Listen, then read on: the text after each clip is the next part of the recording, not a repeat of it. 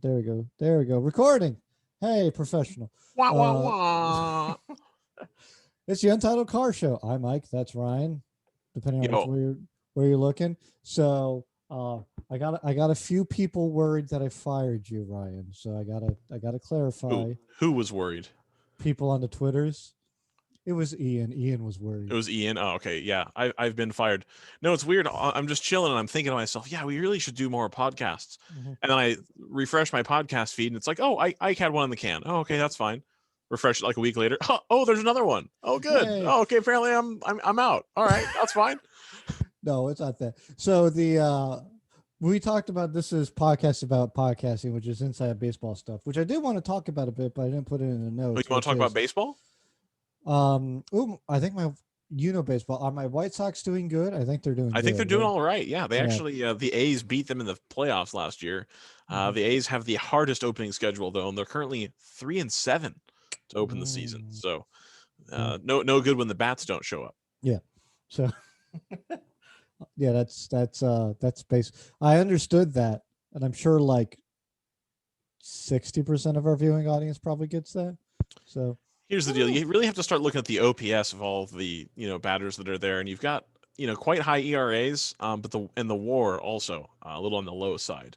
So when you only have 3 wins and your WAR, it's not working out well. So lots of people on the IL. IL, that like an eye on red line? That's IRL. No. I'm very confused. None of it makes sense to me. So what's your ultimate zone rating, Ike? My ultimate zone, my T zone, I think, is my ultimate zone. But it's oily, so you got to be careful about that. So no, it's just here's how this works. We got 2 people doing this, which means that if we can do a podcast and interview interesting people, we're gonna do it. I've been trying to get more people lining it up so we can get because again, inside baseball stuff. Did a particular podcast reach out to you that had to do with racing? No. By any chance? No. They must not like me that much. That's okay, because I just did 8 hours of broadcasting today, and now I'm doing this. So I think I'm going to be good on the podcast front for another week or so. Yeah. If they hit me up, I will get something scheduled for sure. Yeah. I think I might even be able to bring them my erstwhile boss. I think that's actually a group. We're a group of people that they'd probably love to have on their show. I would imagine at least. I don't want to toot my own horn too much, but like we're the first word in endurance racing broadcasting. At the club level, at least. So, Yeah, I don't know. I figured we'd been invited on already, but I guess not. That's fine. We've been invited. So that's the thing. We've been invited. Which is weird that they haven't reached out to you. But the royal we that you're talking about of you doing the podcasting before, it's weird because you just did 8 hours with, and this is how bad my goldfish brain is. I already forgot. So I just did 8 hours of broadcasting for the second day of World Racing League's Mid-Ohio event. That was today. It's currently the 11th here. Kind of an interesting race. They ended up having some rain about halfway through, a little bit more than halfway through, with about 3-ish hours to go. The clouds kind of opened up, and it's a DOT tire series, so I think you have to have 200 treadwear tires to run in that's kind of your equalizer there. And I think we had a big divergence at the top of people who picked a 200 treadwear tire and people who picked like a 280 treadwear tire. And that really, I think, made the difference for a lot of classes, just in tire selection. You could tell there was people who were like running all right in the dry, and they were doing what they needed to do to kind of keep their noses clean, but they didn't have the ultimate pace that were just on fire when the rain started. And then the car that was just murdering everybody all of a sudden was trundling around like 30 seconds off the pace. So actually pretty exciting stuff there. And they're going to be at Road America next month. And I'll be going to that one in person to do some pit reporting. Ooh, that's going to be fun. Yep. I've been doing the pit reporting with these guys for since like 2012, 2013. So I'm really looking forward to getting back out there, getting into the pit lane, doing a little bit of the travel now that we're kind of on the downside of the COVID thing. We're kind of in the home stretch, if you will, as far as getting vaccinated, all those kinds of things. Well, it's really fascinating because again, I have a goldfish brain. We go through this. I'm really focused on this year with everything picking back up, trying to get into watching and listening to racing. So I'm going to be listening next month. It's May 7th is when it's going to be going down. Yep. So May 7th is going to be the test day, and then the 8th and 9th. You got an 8-hour race on the 8th and an 8-hour race on the 9th.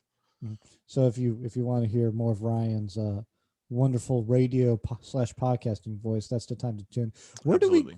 So I guess we just go to is the World Racing League to get and Yeah, watch? World Racing League's Facebook page has it up, and then you can search World Racing League on YouTube as well.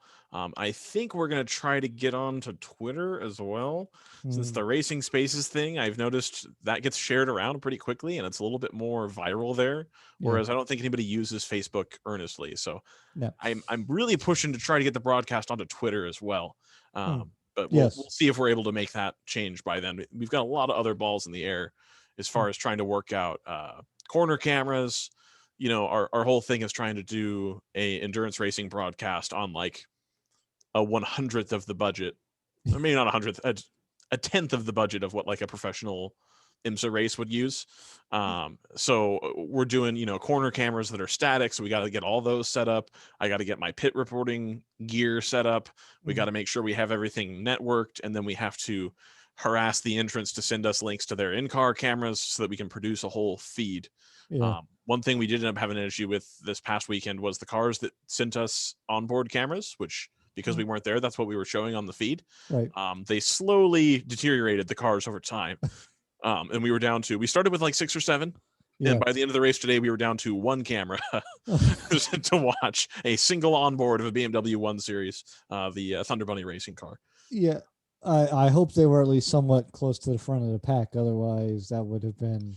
They ended up 3rd in class in the 3rd fastest class, which was a reasonable place to be. But that one's kind of nice because he's catching people, but then people are going by him. So occasionally, if we're talking about a battle for the lead, the leaders will go by, and it's like, oh, there they go. That's them. That works. That's good enough. Yeah, a little taste of everything. Yeah, I was going to say because I've tried to coordinate technical stuff between multiple people in the past, and it always ends up almost always a disaster. So I can only imagine trying to do that with people racing around.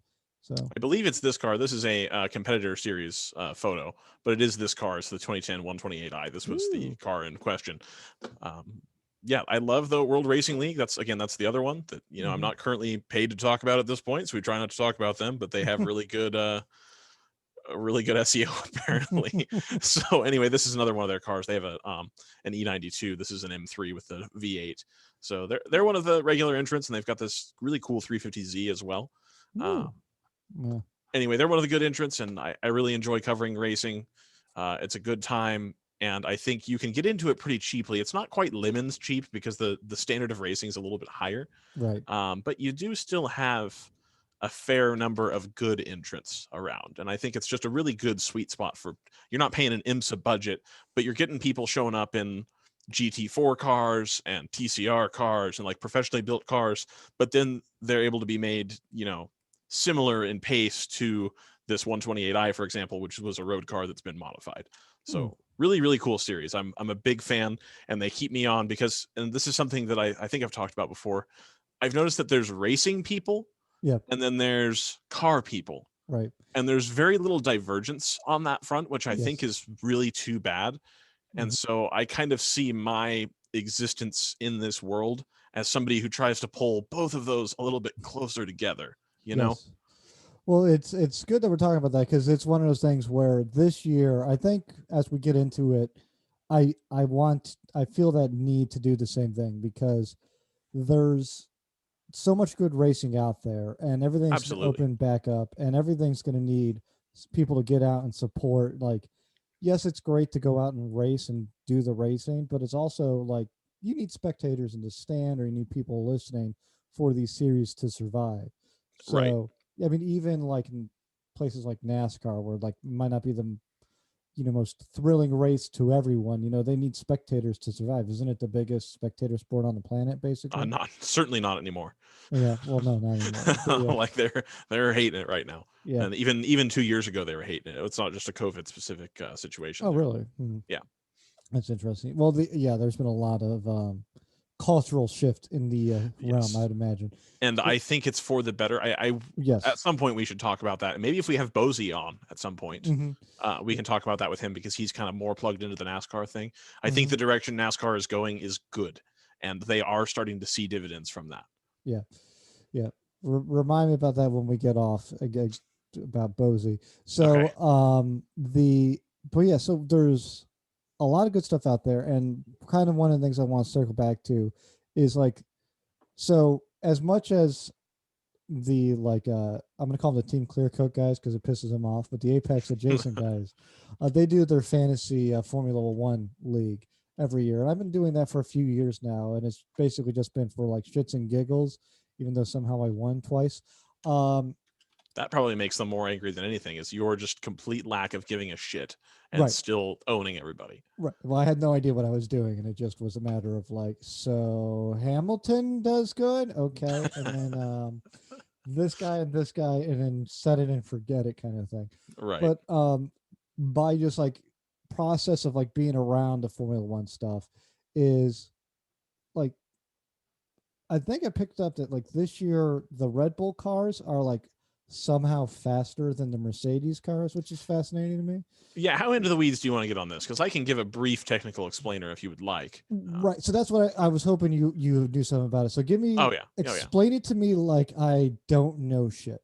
Okay, so last year and for the last 7 or so years or something like that, a Mhm. long time, uh, basically the entirety of this rule set, because they change F1 rules on what the car is supposed to look like and do Yeah. every 3 to 5, 7-ish years. They'll change the engines one year, and then they'll change the chassis a couple of years after that. So you always have these weird hybrid, not hybrid in terms of electric and Right. all that stuff, but like you have a car that's got the old style engine with the new body or the new body with the old style engine. Right.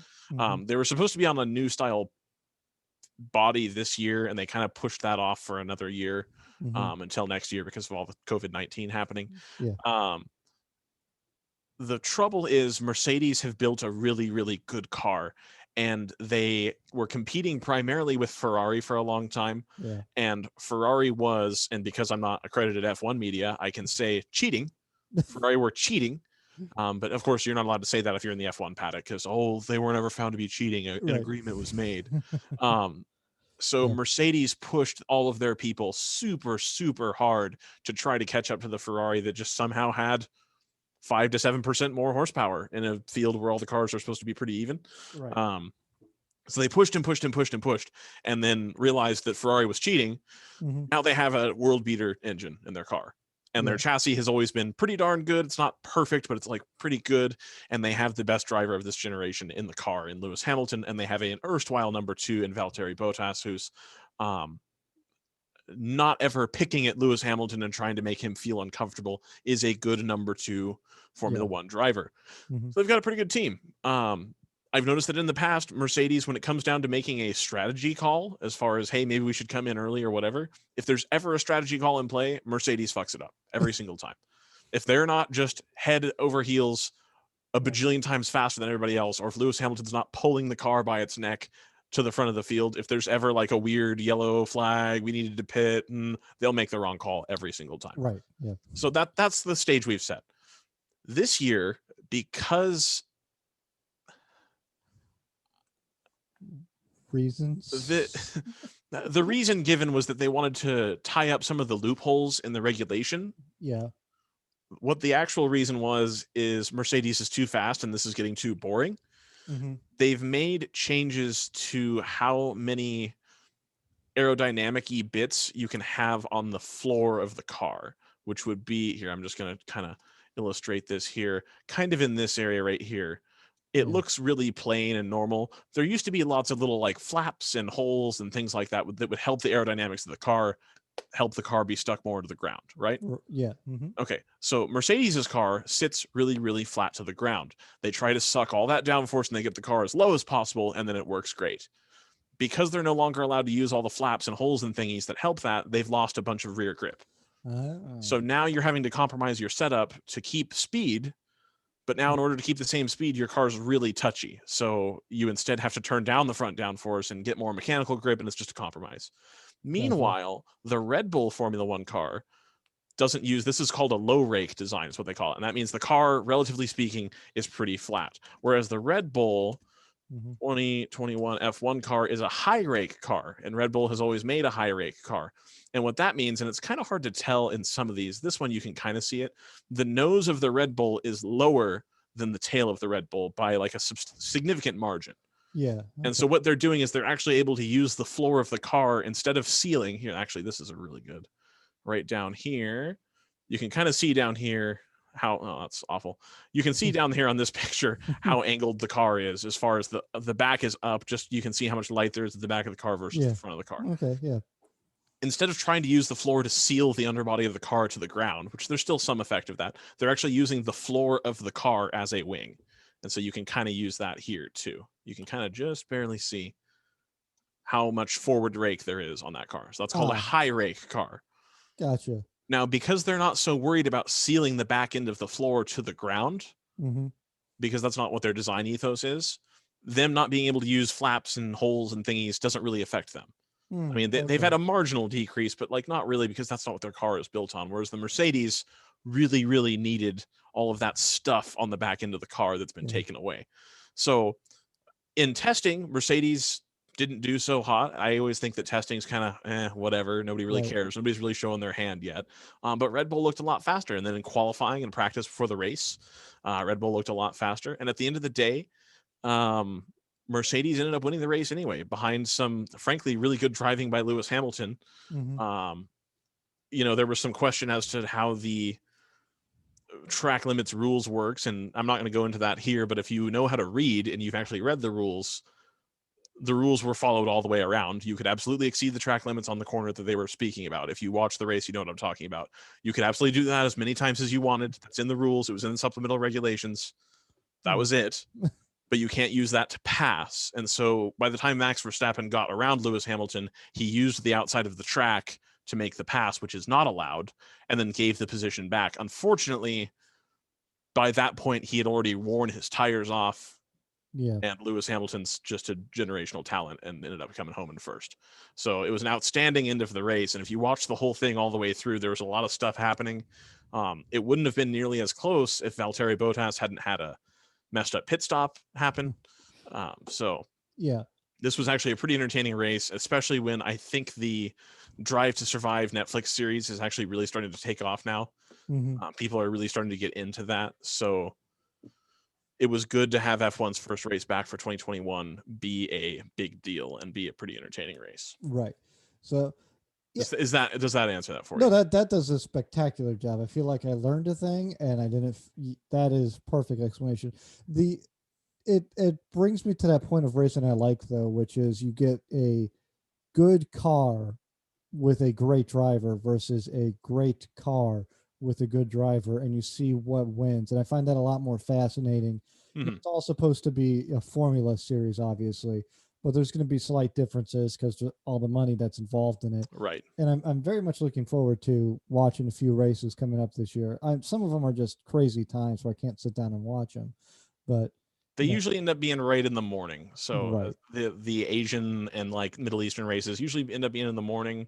At like 8 or 9 a.m. on Sundays, and then occasionally the European races will end up happening a little bit later in the day, around the time that football is usually on or something like that. So it's very much looking forward to it this year, and I'm hoping it stays competitive, even if Hamilton wins all the races, which Lord knows he's probably one of the best drivers of all time. It's hard to argue that fact.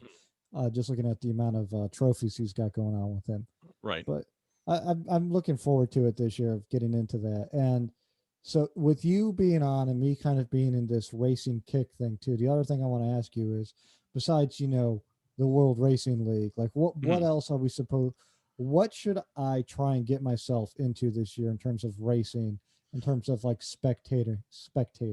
You should really try to watch IndyCar, I think. And the reason I say that is it's pretty competitive racing for the most part. And it's on times that are reasonable for the US market. Okay. And they're not a bajillion hours long, and they're 2 or 3 hours long. I would love to tell you to sit down and watch every single IMSA race, but I am fully aware that nobody has time for that. Nobody has time to watch big 12 and 24-hour races. Now, fortunately, the long races have already happened, but the IMSA, it's a pain in the ass to find on TV. Most of the time, you have to have the NBC subscription to watch. It's all this. Well, it's really good racing, but you have to find it. You've got to find it out there. So I usually have the IMSA stuff on in the background. And you really don't have to be paying a whole bunch of attention, at least this year, to all the technical side of it. It's, pick your brand and then watch what class they're in and see how well they do. The Lexus car that, again, Bozy is the mechanic on, they continue to run into bad luck after bad luck. And especially the last couple Sebring events they've had, it's like, yep, they're running 1-2. They're doing really good. And, the Corvette spilled a bunch of oil all over the track and they both slide into the barrier next to each other. Yeah, that's just stuff like that. They can't catch a break. So like I watch Lexus because I'm like, yep, I like that. And then in the prototype class, I watch Mazda because they're still the little team that could. They're pulling out at the end of this year, which I think is unfortunate, but that's a really fun team to watch.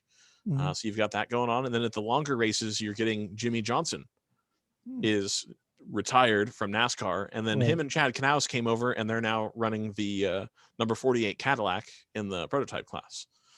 And they're pretty competitive with it too. He's also going to be an IndyCar this year. So the IndyCar field is going to be stacked with some rookies who are all pretty good, accomplished racers from elsewhere. But that's kind of, I don't know. If you can watch IMSA, do it, but really you should pay attention to IndyCar this year. Yeah, IMSA is one of those things where I always try to get into it, and it is one of those, it's the subscription or just trying to find it or watch all the races. It's just such a, like, time suck's not the right word for it, but it's like sitting down and watching a 12-hour race is just. Now, that being said, I do try to, I don't know if it's part of IMSA, the 24 hours of Le Mans. Is that IMSA racing technically? 24 hours of Le Mans is ACO racing. It's the World Endurance Championship, which is like IMSA racing, but for the whole world, whereas IMSA is just a North American thing. Right. It's very similar. It's similar cars somewhat, and the drivers usually go back and forth between the two. IMSA is one of the biggest regional or national series in the world as far as endurance racing, especially. The European Le Mans series isn't that big of a deal. The Asian Le Mans series not that big of a deal. But IMSA is a pretty big deal because they've got some heavy hitter events built in. Like 12 hours of Sebring in there, and then 24 hours of Daytona. You've got the Petite Le Mans down at Road Atlanta. Yeah. Outside the Chateau Elan, if you will. Anyway, big deal. 24 hours of Le Mans also, it's a big event, but those it's tough to sit down and just watch. So whenever those are on, I usually set aside a day where it's like, okay, I'm going to be at home today. Yeah. And I'm going to build IKEA furniture and clean the living room and make dinner while the 24 hour is on. The last time I actually got to sit down and watch a large portion of it was the day of my wedding. When I woke up at my house where everybody was getting ready and I went into the living room and I turned on the race and people started to complain and I said, I don't fucking care. It's my wedding. We're going to watch this. Exactly. Like, oh my God, that's wedding's great. Like, well, you should be like racing. No, I'm going to watch this racing. That's what we're doing. We can have breakfast and I'm going to watch the race. That's what's happening. Yeah. No, I agree. Because I try and make it a point of watching. It's one of those things that like sneaks up on me every year. Even though it's always the same dates every year. It won't be the same dates this year. It'll happen in like August or September or something like that. Oh, really? They delayed it because of the COVID thing. Well, they're having some issues still in France, so they've delayed that a little bit. Well, good for that. Better safe than sorry and all that. But that'll be interesting with the sun coming up at a different time too. Yeah, it's going to be a lot darker. Usually Le Mans, you only get like 8 or 9 hours of darkness. So you spend most of the time in the light. It's going to be a little bit darker this year. And I'm looking forward to that because that's a track that's in the middle of like the countryside. There's like a third of it that's actually purpose-built racetrack. And then the rest of it's just road. Right. So there's not lights everywhere. I think it's really cool. I love it. And I always try and sit down and at least absorb about 12 hours of it. Not like directly watching it, but always like, it's on in the background. Right. And then I have the same conversation with the wife every year, which is, what is this and why is it on? And it's racing, it's historic, and it's awesome. Yes. And I don't think it ever quite sucks her into it because she always forgets what's going on every year, but it's fun. It's not something to fall asleep to, though. I will say that. So right. yeah. Oh, record. Like, that doesn't really work out. So no, that's fascinating because I don't know why, but I am just in a big like I want to get out. I want to take the Fiero if I can get it working, or take the Fiesta if I can't get the Fiero working. I'm going to be doing autocrossing this year. I want to go out and do a rallycross event this year. Hmm. I want to just get out and do racing. I want to get into it this year. I want to not necessarily go wheel to wheel, but I want to like jump into that subculture of cars that I never really like fully immersed myself into. So this would be fun. And on I that think so. note, I have to ask. So I have the Fiero, I have the Fiesta. We talked briefly on this a bit, like when we were talking topics before this. Hmm. Um, I have a little. So my little house has a uh, paved pathway that goes all the way around. Okay. And when you have a circular pathway that goes around the thing, I feel like that's like a racetrack. Yes. So do I get a go-kart specifically just to race around my house? I don't think is it paved, you said, or no? It is paved. It's It is like paved. it's like a concrete sidewalk kind of. It's like I about as thick as a sidewalk. I wouldn't get an expensive one. I wouldn't get like a go-kart. I'd get like one of those you can go to like Tractor Supply Company and they have the Coleman like side by side off roadery buggy looking thing for like Mm, $1,000. I'd yeah. get that. And then you Mm, get a little bit of if you have a go kart and yeah. you run wide for whatever reason because you're pushing it too hard because you're going too fast because Right. it's a real go-kart and Hmm. you run wide, you're gonna break shit or hurt yourself. Whereas if you have a little bit more travel, if you've got kind of a fakey roll cage around you, it gives you the impression of safety. And your wife will be much more likely to let you take your daughter in it or something. That's a good point. That'd be fun. The And then she's probably getting to where my daughter comes close to like there's no power steering on it, so I'd be worried about the her being able to hold on to it, and if it snaps sideways, her like hurting her wrists or something. But I'm getting there or thereabouts where it's like we could probably start doing some of this cool stuff here. And mhm, she's about to turn 6 in October. yeah. A little one is she turned 6 in January, and it's fun because she's got some special needs, but she likes to drive the pickup truck off road, which is fun. Mm. She can't quite reach the pedals yet, Hmm. but just slam that thing into second gear and just like go around in the wilderness and just make Right. circles. So she enjoys that. So Yeah. that's fun. And honking the horn and waking up the whole neighborhood. So Of course, you have to do it. well, obviously, that's how that works. So the first if she ever becomes a car reviewer, her first thing is going to be straight to the fucking horn, and like this is a good horn. So she doesn't like the RV's horn. Not a fan. I don't know I why. don't blame her. Mm, You know what bugs me about horns, and I got mm, chastised for this in the Right Foot Down chat once. Horns that are not actually hooked up as a physical button on the steering wheel. yes. Like usually it's the steering wheel is a trigger that goes through a computer that then turns on a horn. Can't stand it. If I Mhm. hit the button, I want it to turn on. Correct. Yeah. And I It, was told that you use the horn too much if that's the case. And I said, well, yeah, probably. But what I'm learning is we have people in the right foot down chat who don't understand the purpose of. We're most of us are from DC. The horn is like necessary communication.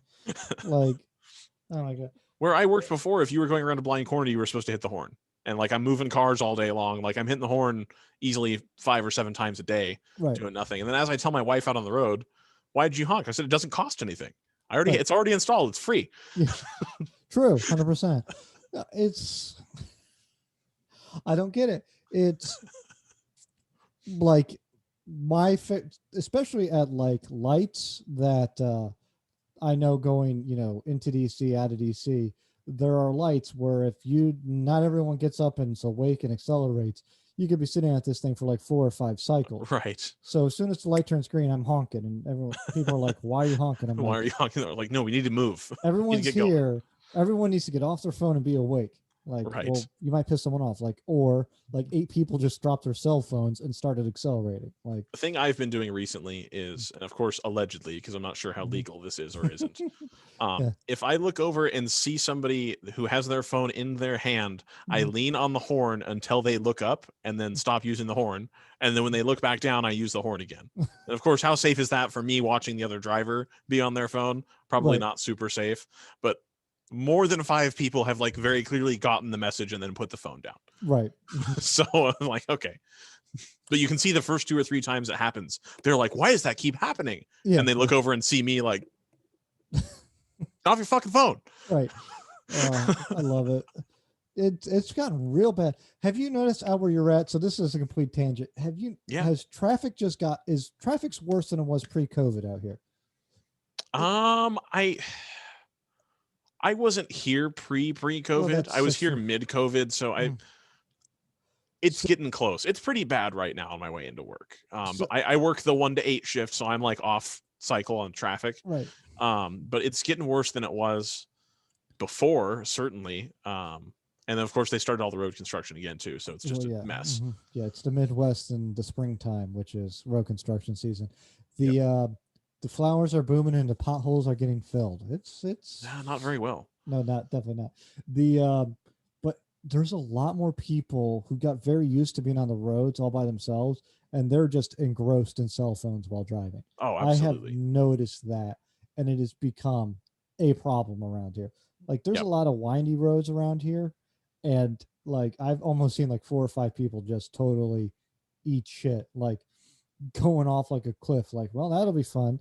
Like, right. Drop the fucking cell phone, like, because it gets, and then the distance between and you're going over the cliff here is about like 6 inches.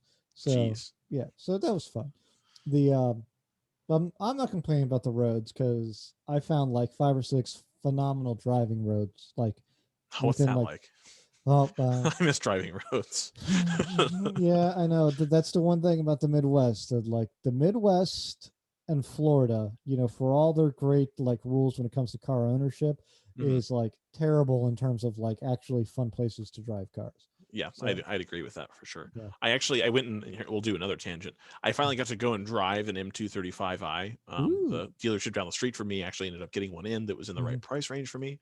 I went to go drive it and it was just completely numb. And I thought to myself, well, I wonder what it feels like on a twisty road. Okay, let's go find one. There's not one. I'm used to having a really awesome, like cliffy lake road, like 2 minutes from my house, where it's like, oh, I've got the car. We're just gonna go do it real quick. And just to not have that here was like a super bummer. Really disappointed by that car too, the M235i. Really not the car that I was hoping it would be. It just doesn't. It's fast. I'm sure it handles great. You just don't feel anything. You're not a part of it. They got the turbos. So it's a little bit more quiet. It's obviously set up to be something that you could daily drive. So it's a little bit more on the comfortable side. I understand that. Show the people a picture of the car while we talk about it. Oh yeah, absolutely. I forgot we have that capability. Yeah. M235i. Yeah, so they're a great car, and on paper, just it's the Gran Turismo nasty one. Oh no, those are terrible. Don't buy one of those. Yeah. Stop showing the 4-door. What is up with this country? There we go. It's this one down here, the white one. Yeah. These are the no. There we go. This one. Yes, there we go. They're a really good car. Of course, these pictures display in super low res, even though it's 4691 by 2570. There we go. Okay, I'm like, why is this so nasty? Good looking car, I think. It's about the size of an E36. Yeah. Which is like the kind of early mid 90s BMW. So they've gotten so big now that the smallest BMW is the same size as the mid-size one 20, 30 years ago. I actually got stuck behind. There is a proper M version of this besides just the M235. Right? Yeah, there's an M2. Yes. Yeah. So I got stuck behind. Not stuck is not the right word. I was going through one of my little windy bits with my daughter the other day, and a guy in a M2 pulled out in front of me, which I was quite surprised by. So I was like, oh, that's interesting. And my car attracts attention. So we're going through the winding bits, and I think he was getting irritated that he could not lose me. So we got up to, because like you were saying, though, I don't think it handles very well, because I was keeping up in my little Fiesta, not trying very hard, and he was losing speed around every corner. We got to a straightaway and he just took off, and I was like, bye, I'm not going to even try. Or he sucks. Every journalist I've spoken with, the M2 handles pretty darn good. Okay. So it's that might be a driver mod issue there. Could be. It was fascinating though, because I was like, they're good looking cars. It was particularly that blue too. Oh, okay. That's the launch No, color, cool blue. the Oh, other one, the one this there one? on, yeah, that Yeah. one. It was that color. I was like, that is a very good looking color on that car. Yeah, that So does look good. Ooh, especially with this green background and the gray. That's just super I'm sure they turned the saturation up on this, but yeah, it looks really good. no, the very good looking car. It was one of the few times because I'm smitten with my Fiesta. I plan on keeping it forever. But every now and again, like you get that wandering eye thing, and I'm like, ooh, an M2. Could I live with an M2? I'm like, I don't know. Like I now one with that wing on it, I could definitely do. So this, I kind of wanted to tie back to the endurance racing thing. Yeah. BMW made these. It's called the M235 IR, and then Mm-hmm. they made the M240 IR, Yeah.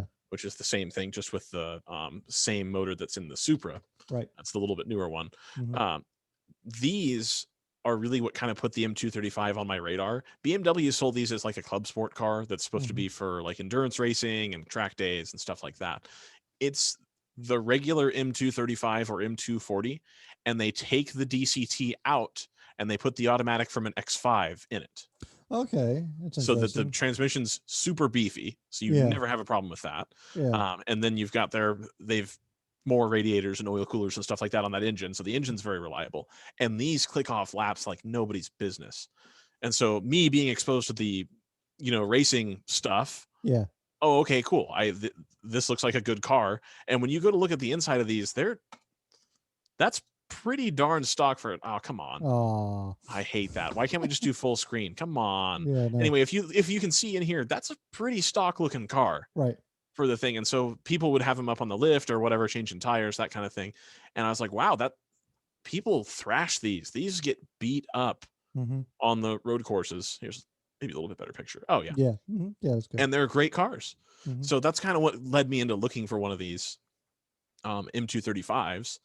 And I'm guessing the gray car drives great, but the regular one I drove just not too fun. But Yeah. you can buy this body kit that's on the M235 and the M240 and put it, and it's all direct bolt up to a road car. Oh wow. So it'll end up costing you like 10 or 15 grand if Mm-hmm. you want to have it all done by Right. somebody. But you can add this wing. Everything's a factory part. So I thought these looked super sick. I figured, yeah, you can pick these up for under 20 now if you get like a 2015 Mm-hmm. with a little bit higher miles. And Yeah. they're a really reliable car. If you get, they make this an all-wheel drive as well, which was one of the cars I discussed getting a while back, Right. which was going to be super convenient. So anyway, yeah, those are a good car. I think that's an awesome Fiesta replacement. If you were going to replace the Fiesta, I think this would capture the spirit in terms of the same size, but a little bit faster, if Right. you will. But it doesn't feel as good to drive as a Fiesta. But I bet it daily is better. Right. That was kind of the thing, is I was sitting in there with the like, again, these cars that like capture my imagination with the Fiesta replacements, which I don't ever think I'm going to properly replace the Fiesta.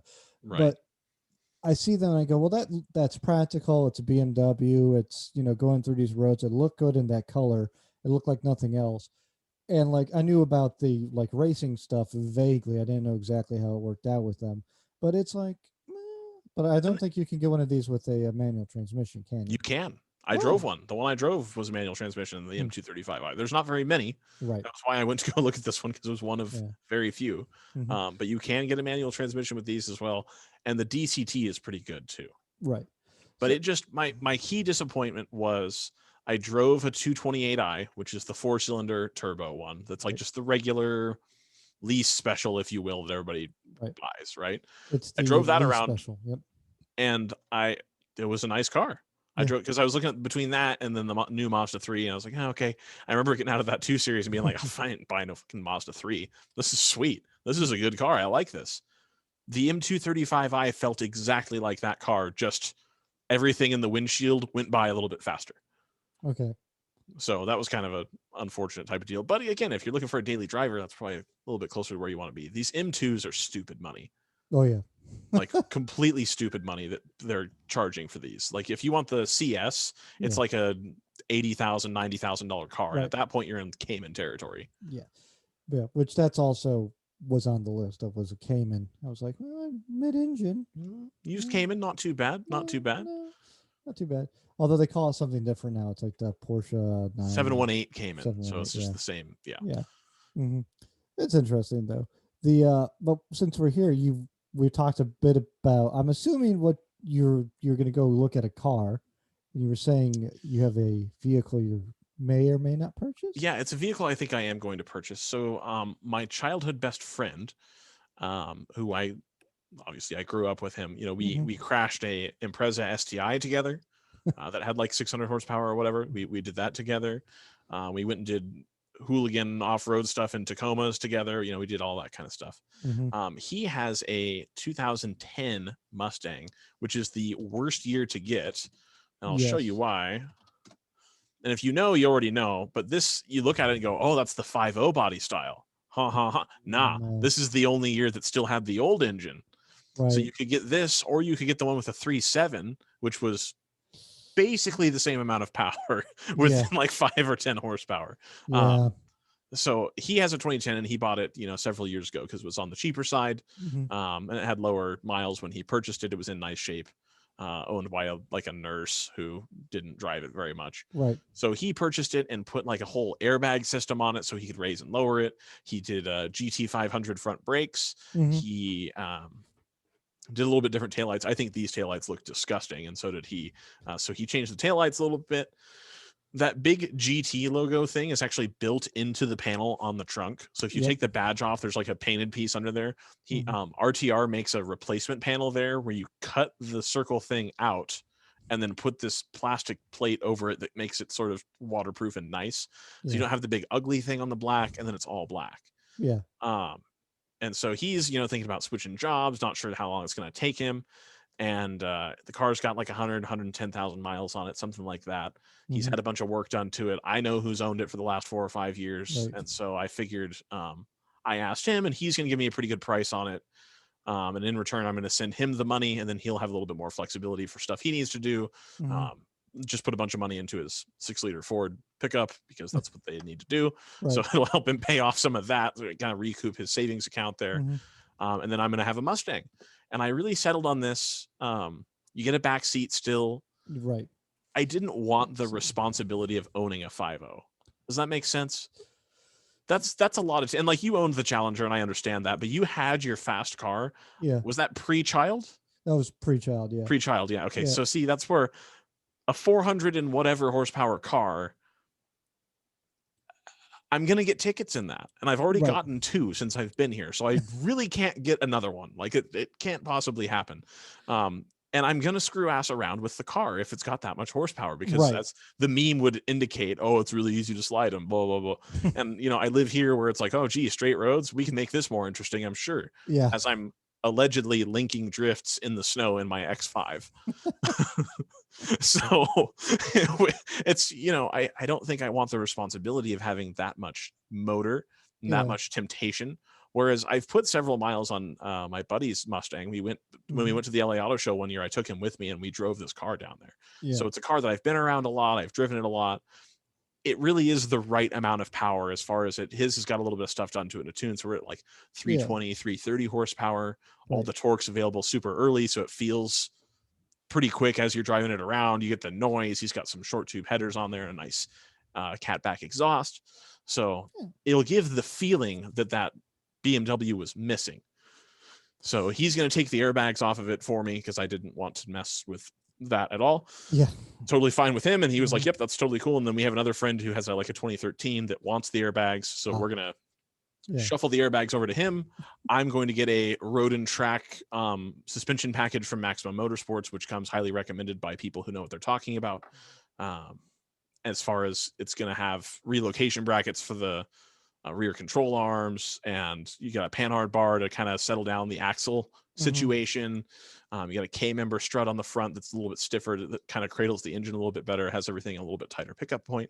Yeah. So when he takes the airbags off, he's going to put all that stuff on there, and then I'm going to have him do the big issue with these 4.6s as the cam phasers. Yes. So I'm going to order the Ford Racing cam phaser set and the timing chains and the tensioners and all that stuff. Yeah. So he's going to do all of that for me in California, and then when he's done, he's going to tow the car out here for me. Oh, that's wonderful. And I'll have this car, and it'll be ready to go. I won't have ever driven it in the state that he's going to deliver it to me in, but I'm assuming it's going to be okay. And it'll be Yeah. a track ready car that I can still comfortably drive around. If I want to drive it to work a couple days a week, I Mhm. can do that too. Well, how far are you from the closest place you could track the car and the closest place you could so track, autocross, and drag strip. Do you know? So the track and drag strip are in the same location. It's at Brainerd, which is one of the bigger NHRA stops, Okay. and then Trans Am goes there as well Mm-hmm. for the road course. So that's about an hour or so from my house. Mm-hmm. Interestingly enough, the autocross is in the Twin Cities. You go the other direction is about an hour and 15 because it's in the southern part of the cities, and I am northwest of the cities. Yeah. So Okay. the autocross is a little bit further. And I don't in my Miata. Sign Mm-hmm. me up. I'm all in on autocross. In this Mustang, I don't think that's going to be a good time. I think that's going to burn through rear tire really quickly, and I still won't be that fast. Yeah. So I think I'll probably stick to the track, and then I've got Road Excuse me. America 5 or 6 Mm-hmm. hours to the east. That I think I'll try to get out there at least once with the car before Yeah. I move, if I move, whatever. Mm-hmm. Well, so my brother is a crazy person, as am Hmm? I, and he's had an '05 Mustang basically like since they came out. Like he got it brand new, Okay, and he's daily driven it. And I think it's got like more than 100 and some thousand miles on it. Obviously, he's so. I mean, the thing is used and abused, but it's got the same basic motor. yep, And and transmission probably. yeah, and they're nice cars. They're nice motors. Obviously they have their issues with them, and he's driven Hmm. it in Chicago, so it's been. I'm sure it's got rust galore underneath it. Right. But I always thought that the car would do better. Like, so you can't compete with the 5.0 when it comes to like the straight up power performance kind of thing, Right. right? And you can't really do the like if you wanted to take it to the track, like the EcoBoost, because it's almost the same power, would in theory be better.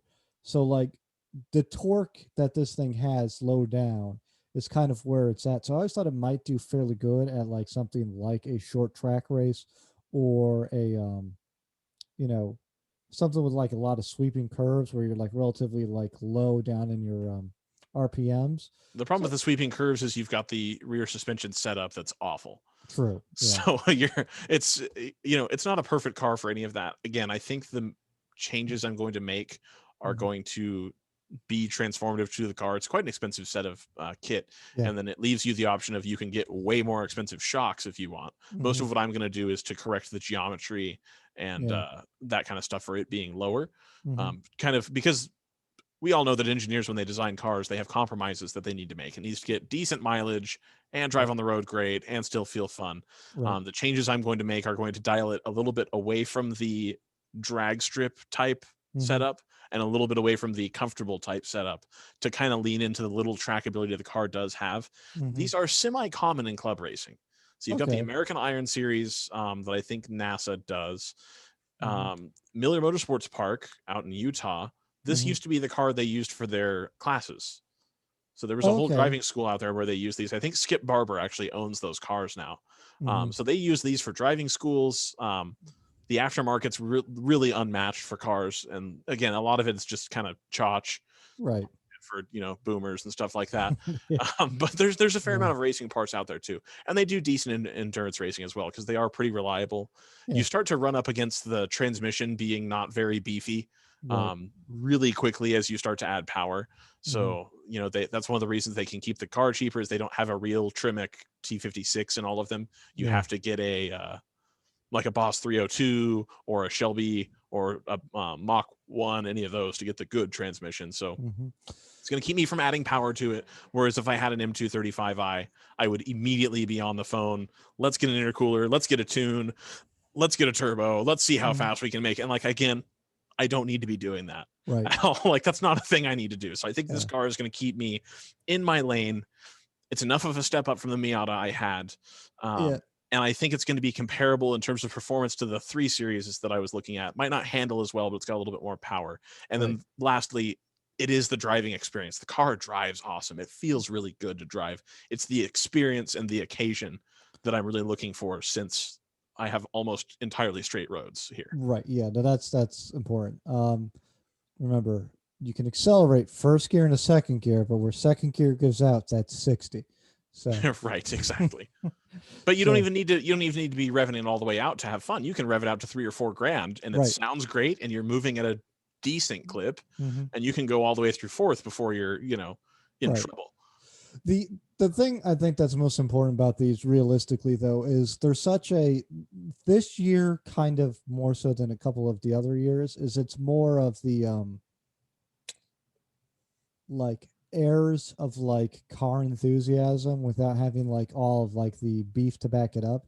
So they're very loud even in Hmm. stock, Hmm. and they got all like kind of the old school muscle car interior going on. So Oh it's yeah. like it's almost like a caricature of a muscle car.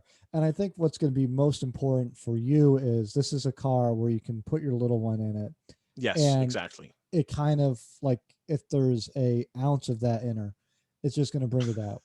Right. So I'd I'm agree with that. And she already loves. She looks at Hot Wheels when we go to the store, and we've got mm, Hot Wheels track and stuff. So I think we're well on our way there. And I agree with you that this is going to be a good car. Here's a nice picture of the mhm. interior. Mine is going to have the optional sort of screen here, so it looks a little bit less dated. Yeah, And of course, I'm going to have the black interior as opposed to this red. I've never seen this red before, ever. no one ever got that red interior. There we go. This is That's the this is what mine's interior. going to look Yep. like. Yeah, yeah. Hmm.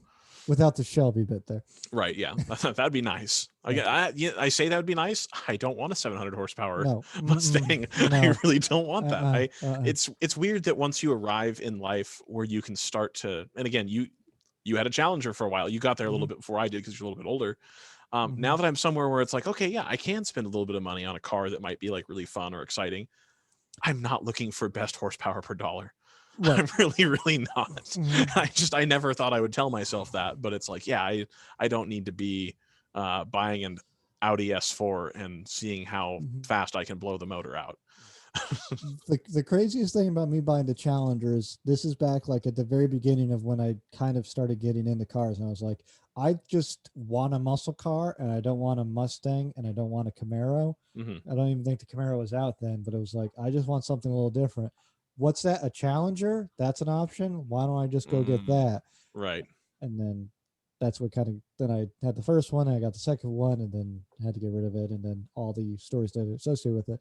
Yep. But I do again, like we're is yours still riding around? Because we did the like we finally discovered like, hey, we can put our daughter in a booster seat. So instead of having her in like the car seat thing. I so we're Yeah. just out of an abundance of safety going to continue. We have the car seat that goes up to like 80 pounds or Right. something. So until it be, and like she's lanky. So Mm-hmm. until she's taller than the booster seat or than the car seat, Mm-hmm. or legs aren't fitting because it's taking up this much space in the back seat Yeah. type of deal, Yeah. we're probably going to stick with this as long as we can. Yeah. They're going to get old and tattered and worn out at some point, but she's lanky, but she's very slight. Mm-hmm. So I don't want her to be Gotcha. in a rough situation. When I went back to California for my mother's very small socially distanced wedding, Mm-hmm. I rented it was like a um, oh, okay. So here's a complaint. I'm going to levy this complaint real quick. I know you have a whole rundown of stuff. I'm going to talk about this real quick, and then we can Oh, move on. we're good. I think we're not going to get to everything today Okay, because that's we've been totally going fine. for a while. So Sixt, right? You're Yeah. familiar with the rental car company Sixt? Vaguely, yes. Vaguely. Okay, so it used to be their whole thing was like, oh, we don't do or similar. We've got 6 cars, and when you get there, it's going to be this car, and Okay. we give a Yeah. premium experience, and everything's great. Yeah. And the cars aren't necessarily better. It's just like, oh, okay, I know that I'm getting a decent car. Right. Yeah. So the first time I flew home, I spent a little bit of money, and that was when I got that V90. Yes. Sixt doesn't do guaranteed cars anymore. They do or similar now. Ugh.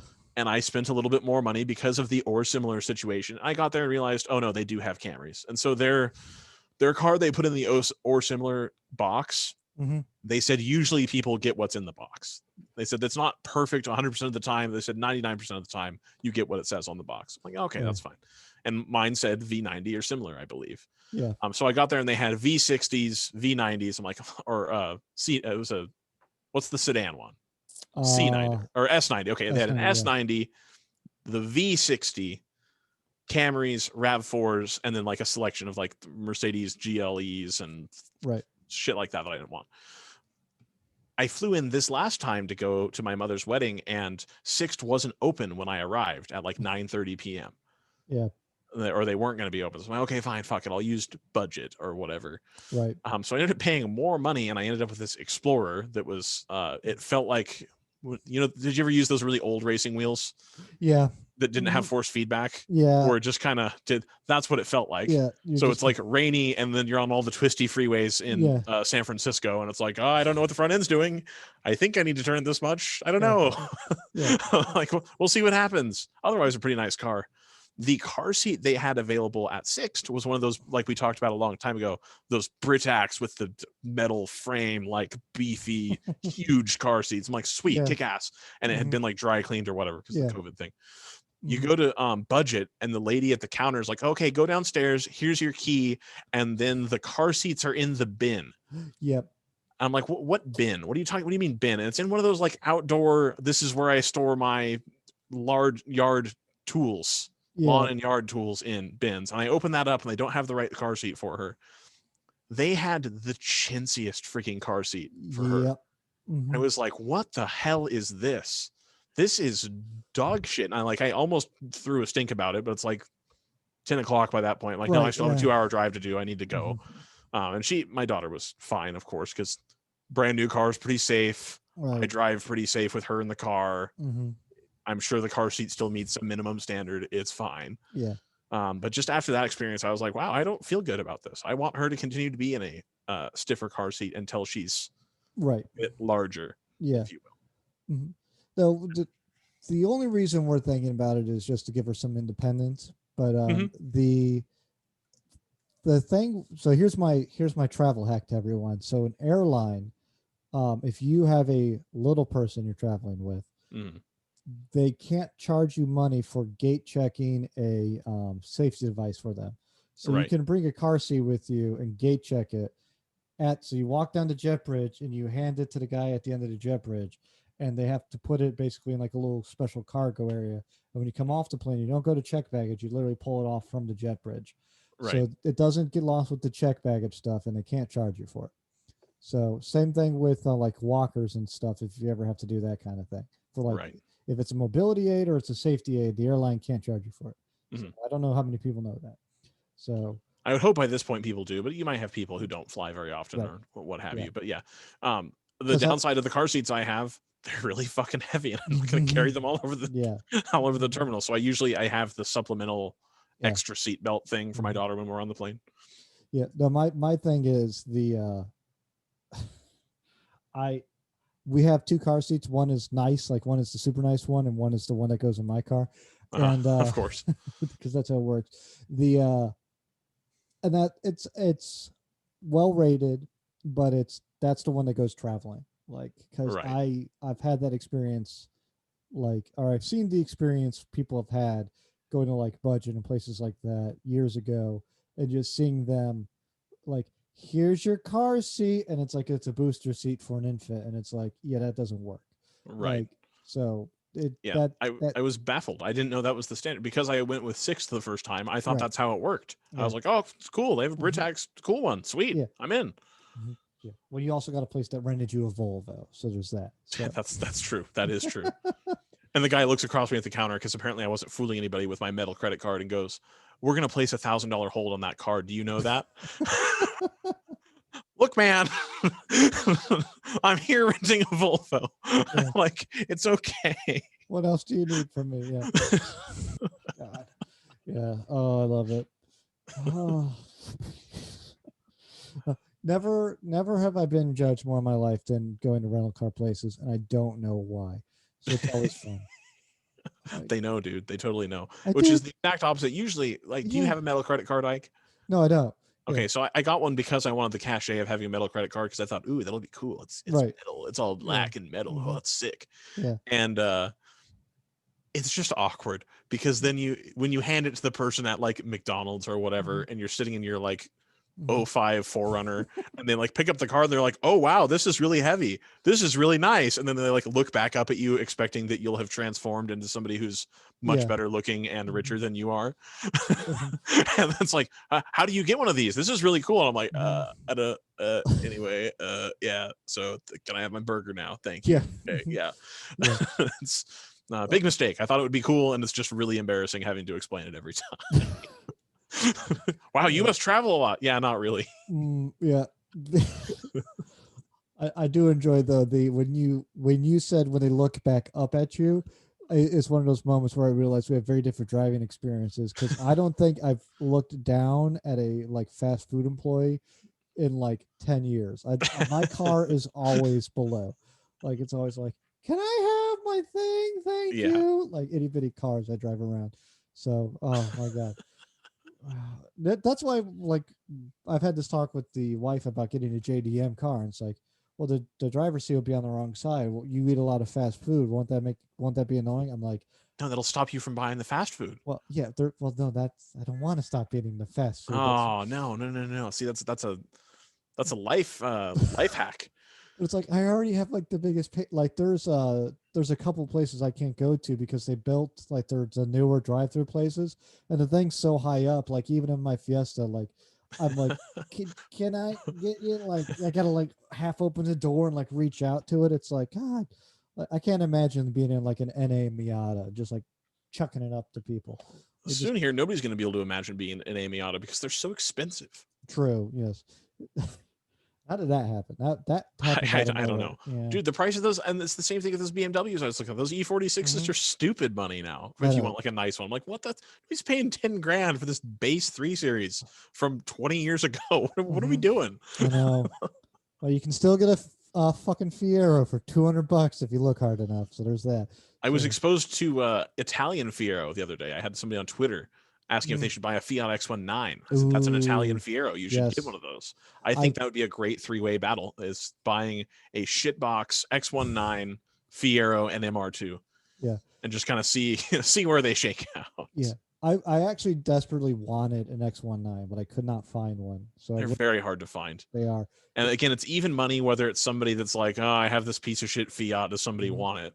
Versus like some 45-year-old man that's like, this is a one of 365 that was red with a manual transmission and a black interior. One of 365 in the entire country. Only 164,000 miles. Third engine. I know what I have. No low ballers. 27.5. You're giving me PTSD because one of the cars I almost bought was a Lancia Beta, or if you're a Top Gear person, it's a Lancia Beta Coupe. There was someone down in like rural Virginia who had one, and he was like braggadocious about the car being featured on Top Gear. I'm like as seen on Top Gear, I'm like, dude, like they ripped this car. As seen on them shitting on this car because it was garbage. Like, featured on Top Gear. It's like featured on Top Gear, the #1. Like, Jeremy Clarkson had all these wonderful things to say about it. Like, that was all jokes, and this car's not great. But because it's not great and those are jokes, I really want it. So can we make a deal? Like, no, I want like crazy money for it. I'm like, I want this car for the meme, not because I actually like the car. Right. I want an Italian car eventually. That's one of my goals. Is I need something Italian. It'll probably be like a Fiat 500. No, let's get you a Ghibli, dude. The animation studio from Japan. What are you talking about? They're cheap, dude. Get a Ghibli. What are you talking about? Fiat 500. I bet you could get a Ghibli for cheaper than a Fiat 500 right now. We're going to auto trader this bad boy right now. I tell you what. What do you mean? Fiat 500? Please. We have a Maserati. Maserati. Yeah. I want an Italian car that might have a chance of making it home. They're new. Yeah. 2019 Ghibli, 57 grand. These are a little bit more expensive than I would have thought. We're in the Twin Cities, though, where people have stupid value judgments on cars. Okay, that's the other thing. I was looking for Mustangs here, so I didn't have to hassle my buddy with it. Yeah. All of them have like 30,000 miles, and people want 25 grand. Correct. I'm like, no, this is a $7,000 car in California. What are you talking about? Welcome to the Midwest. Like, I got a Mustang. I know what it's worth. So, oh my God. Stupid. No. Yeah. I'm not spending 20 grand on freaking 06 Mustang. Are you kidding me? Mm-mm. Dude, 21 grand, 66,000 miles. It's an S Q4. Bam. It's got the drug dealer rims and everything. Maserati of Austin. Dude, what do we got on here? Oh, it's a service bill for $1,700. Yeah, no big deal. Spark plugs.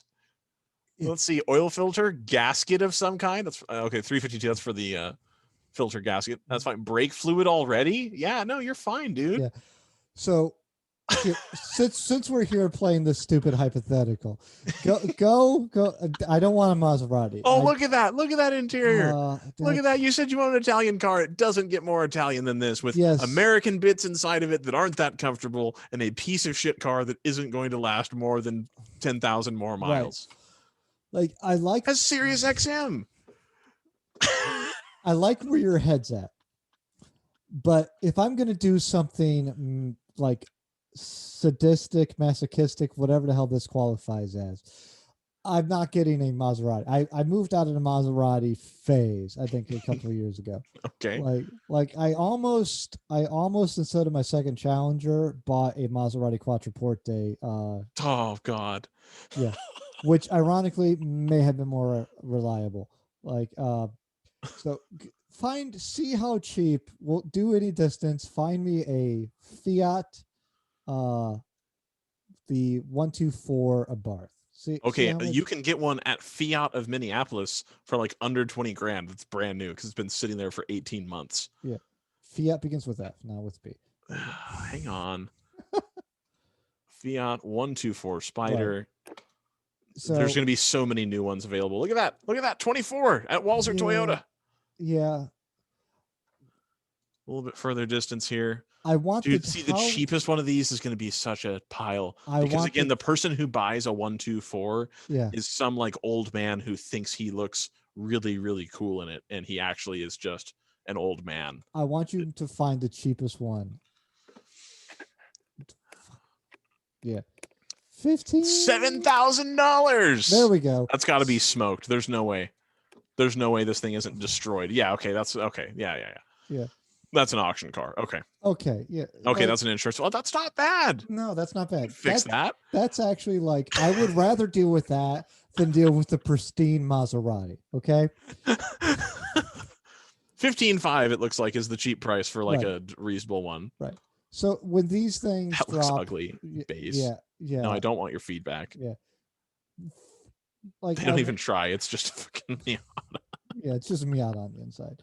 One of these is kind of like on my like hit list too, of like possibly maybe replacing even the Fiero instead of the Fiesta. But I like those things. That's not a real Italian car though. I know. You gotta do it.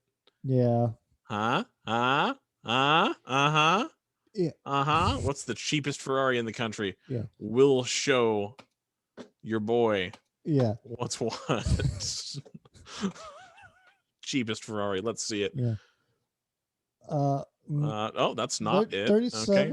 37. Oh, yes, a Mondial. Oh, perfect. Oh, yeah. 26,000 mile Mondial. It's not even an 8. This one's an 8. Here we go. Arizona Specialty Motors. Probably got low miles. Well serviced. That's what you need, Ike. That is. It's about. It looks like an X19. I was gonna say that might be the ugliest car because it's. I don't think this is factory. I don't think that's actually supposed to be on. So like, I want to look like a 458. A dog. You're too far gone. You know when like Pininfarina. You know when like the nerdy kid goes to school and like he like gets like a bunch of like new clothes and he's trying real hard to like. Oh, look at that though. Oh, that's hideous. Oh, look at that. It's got the gated shifter. Oh, yeah, man, that's got back seats. Oh, literally the sick. only good thing about this. Oh, this thing is gross. So you don't want a Mondial, is what you're saying. Again, I'd rather have the wrecked Spider at this point. F355 Spider. There you go. An actual Ferrari. Oh, that's not 50 as seen grand? in like what's it called? Fast and Furious or Gone in 60 Seconds or something. Some movie had this. Fast and Downtown Furious Auto Center of Oakland. Dude, yes, I've been here. Oh, there you go. Definitely like photoshopped into place. Oh, yeah. Look at that. Oh, lovely. This is your Italian car right here, Ike. It's not bad. I don't like yellow, but see, but here's the thing. here's how fucked up in the head I am. Why? Yeah, I don't know. I'm gonna stop so we can talk because I'm just gonna keep going down the rabbit hole. And it's like, what the that's why I like the Italian cars though, because like I know it's my kinfolk. The 348. You can get that too. Oh, 60 grand's quite a bit. Okay, we're gonna go back to Google. So I would rather have a Fiat 500 Abarth than that Ferrari. Like, really? yes, because I'm damaged, right? Really? Yes. Like, I would rather because the insurance would be, but beyond that, like just in terms of driving it around, I would rather have like a clapped out 500 Abarth. But I like weird little cars like that, like I can agree with you to some extent, right? Yeah. I mean, it is a fun car, right? Of the Jeremy Clarkson mean, this is good, but I like this. Fiat 500 is good, but I like spending all of my money on a shitbox Ferrari. Right. Well, see, the thing is, this is probably less reliable somehow still. Probably. We got one of these in on trade when I worked at the Toyota dealership. Yeah. It does the pop, pop, fizz, fizz, bang, bang. Yes. No, as you drive it that. around. Yeah. Yep. Yeah. I almost got one of these instead of my Volvo C30. That would have been a better choice. Yeah. That Volvo C30 is, how can we make this small car drive like an XC90? Right. I love the C30, I gotta admit. But the issue with this is when I got rid of the second Challenger, I was given the opportunity to trade in for any car that like Chrysler was associated with like some extra discount on it. Basically it was going to be, we'll get you out of your Challenger because you had so many issues with it, and we'll get you into another vehicle in the Mopar family, and we'll like make up the difference, and we'll give you like $5,000 towards the vehicle. I was like, oh, okay, I want a Fiat 500 Abarth. And they went, say what now?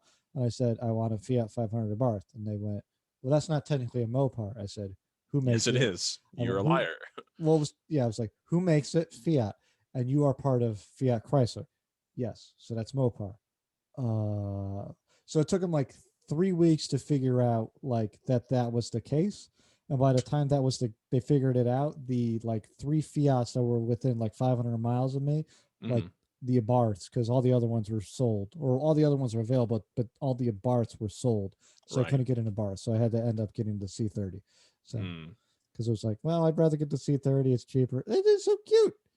Like I just want one of them, and it's on a Panda platform, so I could say my car is like a Panda adjacent, which is awesome. If you want a Panda, you just get a Renegade. True. Well, that's the lifted Panda. I want squat Panda. If I search.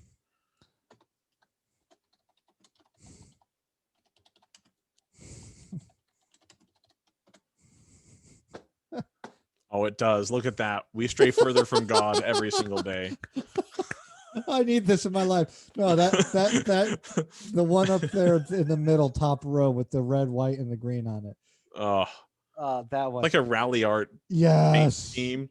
Mopar offers the lowering kit. Yes. Stop. Oh, that's on Pinterest. There's no. Oh man. Article by Eric Schleiter. More information. Please don't show me privacy stuff on here. Yeah. There we go. Article from Jalopnik. Okay. There we go. Let's see. Old Jalopnik. Womp. Oh, truck doesn't exist anymore. Sorry. That's right. Gone. There's no way Mopar still offers that. I need that. Did they ever you can't get the Renegade with the manual. I do know that. No, there's no way you can do that. No way. Jeep Renegade manual. There's no way. I don't believe that. Oh my God. Yes, with the smallest engine. What? Yes. You can only get it with the smallest engine. That's the 1 isn't that the Abarth engine? Yeah. Dude, you could have a Jeep Renegade Abarth. Let's go.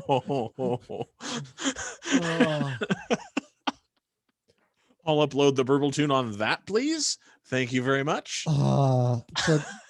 Yes. Oh, fuck yes. That'd be great. Oh, man. I need 160 horsepower, 3,200 pounds. It's not that heavy. No, they're not. Yeah. Jeep Renegade lowered manual. Yes. It's wow. and I would take it to the drag strip and lose every and race lose with every a single smile time. on my It would face. be okay because it'd be fun. Yep. Would probably be pretty good at bracket racing though. Like how long does it take? Eternity. Hey, you never went over. I know. It won't be good with bracket racing because it'll heat soak in like 2 runs. And then be like, fuck. Damn Fiat. Heat soak. There's no heat in that thing. It's a 1.4 turbo. Yeah. With a burble tune. You're pushing a box down a quarter mile 3 times. That shit ain't gonna last. You set up an auxiliary radiator / cappuccino maker and call it a day. It's lovely. Perfect. So who can we con into buying one of these? That's the real question. So what we need to do is we need to con some stupid network or someone with a bunch of money into being like, we're gonna let you guys compete with the Top Gear people. And what's your gimmick? We're gonna buy stupid cars and make them even stupider. So we're like Anthony Bourdain, yeah. but for people making really poor decisions on primetime television. But are you in or and it'll be like a build deadline show, but we'll just be building the dumbest, unironically building the dumbest cars. Yes. So like dumbest how? Lowered manual Jeep Renegade. Yep. With the Fiat 500 burble tune on it, drag racing. Ike, we have to get this Ford Flex race car done tonight, or the client's going to sue us and we won't have a TV show anymore. So you have to do it. Damn it. Bros can. No. Fortunately, I have this finished one sitting outside the shop for just such an occasion. Oh, goodness. Oh. Look at that. You can make that into a race car. Oh, 100%. Dude, like, I'm all about it. Oh, I love it. You know what I'm all about? And again, this will be for the meme and for the Top Gear nerds of the world, because I just embrace it at this point. When can we import a Renault Aventador? Yes. It's kind of getting close. They might have come out in 2000. 01 and 03. So we're getting there. We're about 4 years away. I need to buy one now and then pay someone to store it for me. Yeah. No. And then I can import it. Well, you can buy it and import it into Canada now, stored in Canada. You're close enough that you could go visit it. Okay, so what if hear me out, guys. What if we did a Renault Cross Cabriolet, but made it not a convertible? Huh? Perfect. And it made it kind of look like a van. Yeah. That's a good idea. Yeah. Let's build that. Okay, cool. 1000%. I want to be the guy driving around with one of these. And when it breaks down, I'll have no ability to get parts. Right. Do these have 3 rows? Yeah. I want to say there was like was it a 3-row or was it 3 across on each side? It might just be a 6-seater. Oh, they already, Jalopnik wrote an article about it in 2019. I won't be able to jump the queue on that. Damn. December 14th of 2020. Damn it. Stop writing about this. I wanted to catch people from behind. Yeah. That's too bad. I still think I'm gonna actively seek this out and see if I can do it. Let's see. 3-door shooting brake. Well, it's a shooting brake to 8,000 units. I won't be able to find one. They'll be gone. 3-liter. Okay. All right. Where's seats? Conception. Entry to the rear 2 seats. Okay, so there's only 2 rows. That's disappointing. Think of all the car parts you could put in that. That'd be great. Think about how cool you would be rolling up to the junkyard in that to get parts for your shitbox MR2. Yep. Oh man, I need to look into this. That's a potential time waster at work tomorrow. Absolutely. Oh, 100%. I am down with that. I import all the vans because we never got the weird vans here, and we need them. And I'm playing with this, and it's probably fucking up the audio. That's probably fine. We need all the weird vans. We do. I'm gonna go to bed tonight dreaming of a Renault Aventador. That's what's going to happen. Did they make a fast version, or was it just the one version? No, that was the whole point of the Top Gear bit. Was can we make a fast one? That's right. And they did. I think it was pretty entertaining what they did do. Yeah. So. Yeah. I'll sign up for my Motor Trend trial right now and rewatch that episode. Yeah. I Street Fire. I'm just enjoying looking. You got your thing up so we can see your recent search history.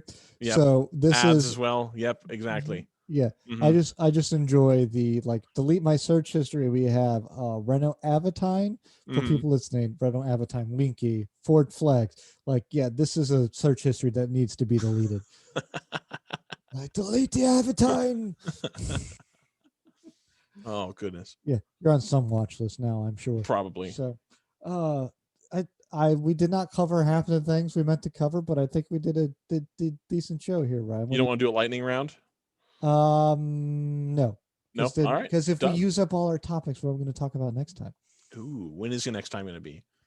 Probably a week In from the words of Eminem, next time there will be no next time. because that'll be that time. Yeah, or something. I don't know. Anyway. I don't know. I don't listen to Candies, so Anyway. yeah. Oh, he's from the Midwest too. Is Michigan Midwest? I'm gonna say no, just cause. That's the North. Well, I think I'm in the North and not the Midwest. I don't know, dude. Yeah, it's all the same. But Yeah. so if you've made it this far, Thanks. yeah, apologies. Well, yeah, we're gonna be doing more episodes. Everything's coming out. We're putting stuff in the bank, and we're gonna be getting stuff set up here. So there's all that. Um, I think that's words that are working. I need to find like a happy medium because if I record too early in the morning, I'm not like I'm a little too jittery, and if I'm in the evening, it's a little too spacey. It's too It's good. sloppy. It's too Yeah, sloppy out here. yeah. I gotta find a happy medium, but I think people enjoy it. If not, why are you still listening? Exactly. Yeah, exactly. 100%. Yes. hmm So, Ryan, any parting words before we turn off for the evening? Have your pets spayed or neutered, everybody. Mhm. Have a good night. Have a good evening, wherever you are, whatever time it is there. Thank you so much for listening. Be safe out there. And then I hit the stop button.